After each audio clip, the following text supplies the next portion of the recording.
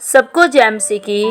मेरे भाई बहनों, बाइबल गाथा चैनल में आप सब लोगों का स्वागत है।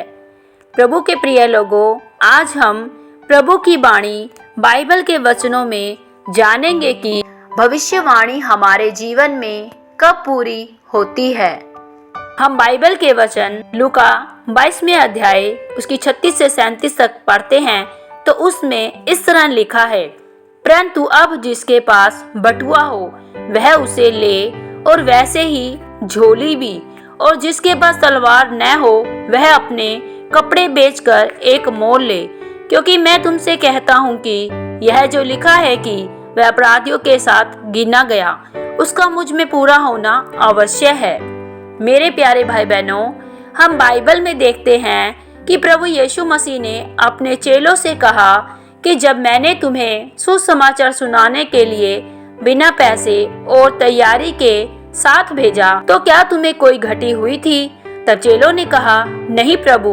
तब प्रभु यीशु मसीह ने कहा कि अब मैं तुम्हें कहता हूँ कि जो तुम्हारे पास है उसे बेचकर तलवार ले लो। पर अगर आप ध्यान से बाइबल को पढ़ते हैं तो उसमें लिखा है, जब सैनिक प्रभु यीशु मसीह को पकड़ने के लिए आए थे तो पतरस ने तलवार के साथ उनमें से एक का कान काट दिया था। और तब प्रभु यीशु मसीह ने कहा कि जो तलवार चलाएगा वह तलवार के साथ ही नाश हो जाएगा। अब जरा सोचें कि क्या प्रभु यीशु मसीह ने ऐसा क्यों कहा कि मैं तुम्हें कहता हूँ कि जाओ तलवारें मोल ले लो। मेरे प्यारे भाई बहनों, यहाँ प्रभु यीशु मसीह ने ऐसा इसलिए कहा क्योंकि यह जरूरी था कि उनके विषय में कहा गया वचन कि वह अपराधियों के साथ गिना जाएगा पूरा हो जाए। इसका मतलब यह नहीं है कि जो भविष्यवाणी प्रभु यीशु मसीह के विषय में पहले से ही हुई थी वह खुद उस भविष्यवाणी को पूरा करने के लिए लड़ रहे थे। मेरे प्यारे भाई बहनों, यदि हम बाइबल में देखते हैं तो लिखा है कि जब तक आप तैयारी नहीं करते और लड़ते नहीं हो तब तक कोई भी भविष्यवाणी आपके जीवन में पूरी नहीं होती। जब हम पौलुस के बारे में पढ़ते हैं तो लिखा है कि उसने तीमुथियुस से कहा कि जो भविष्यवाणी तेरे विषय में की गई है उनके अनुसार अच्छी लड़ाई को लड़ता रहे। मेरे भाई बहनों, यहाँ पौलुस ने तीमुथियुस को ऐसा इसलिए कहा क्योंकि उसको पता था कि कोई भी भविष्यवाणी अपने आप से पूरी नहीं होती है, उसके लिए लड़ना और जीतना पड़ता है। मेरे प्यारे भाई बहनों, प्रभु यीशु मसीह जो खुद परमेश्वर है, उन्होंने तलवारें लेने के लिए इसलिए बोला क्योंकि जो भविष्यवाणी उनके विषय में की गई थी वह उसे पूरा करना चाहते थे। हे मेरे भाई बहनों, इसलिए प्रभु यीशु मसीह ने कदम उठाया और तलवारें ली। मेरे प्यारे भाई बहनों, भविष्यवाणी आपको अनुग्रह देती है कि आप जिस व्यक्ति सुसमाचार प्रचार सुनाएंगे वह चर्च में होगा। यह आपके ऊपर परमेश्वर का अनुग्रह है। आपके ऊपर दूसरा अनुग्रह यह है कि आप कोई भी कारोबार शुरू करेंगे वह फलवंत होगा। लेकिन समस्या यह है कि क्या आप उस भविष्यवाणी के लिए लड़ रहे हैं जो आपके विषय में की गई है। प्रभु यीशु मसीह ने इंतजार नहीं किया कि मैं अपराधियों के संग गिना जाऊंगा, इसीलिए उन्होंने कहा कि जाओ और तलवारें ले लो, क्योंकि मेरा अपराधियों के संग गिना जाना अवश्य है।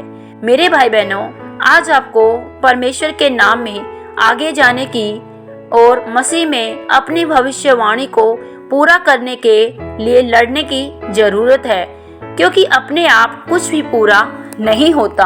हम जानते हैं यदि किसी भाई के लिए कुछ भी भविष्यवाणी की जाती है, अधिकतर हम क्या देखते हैं कि कोई भी भाई यदि चर्च में जाता है और परमेश्वर के दास ने उसके विषय में कोई भविष्यवाणी की है कि तू एक बहुत बड़ा दास बनेगा, या प्रभु तुझे अपनी सेवा में बहुतायत से इस्तेमाल करेंगे, या परमेश्वर तेरे द्वारा बहुत बड़ी चर्च को बनाएंगे और तेरे द्वारा बहुत से लोग बचाए जाएंगे। वह व्यक्ति जिसने भविष्यवाणी को सुना वह बहुत खुश हुआ और वह उस भविष्यवाणी के पूरे होने के लिए बाट जोहने लगा।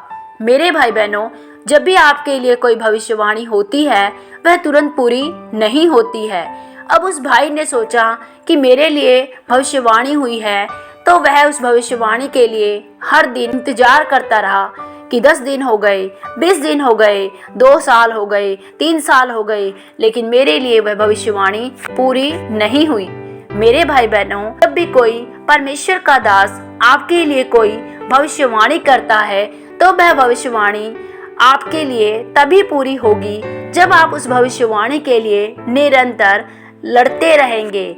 मतलब यदि आप उस भविष्यवाणी को पूरा होते हुए अपने जीवन में देखना चाहते हैं तो आपको उसके लिए कुछ आत्मिक कार्य करने पड़ेंगे, जैसे कि निरंतर उस भविष्यवाणी के लिए प्रार्थना करना, उस भविष्यवाणी के लिए उपवास में जाना।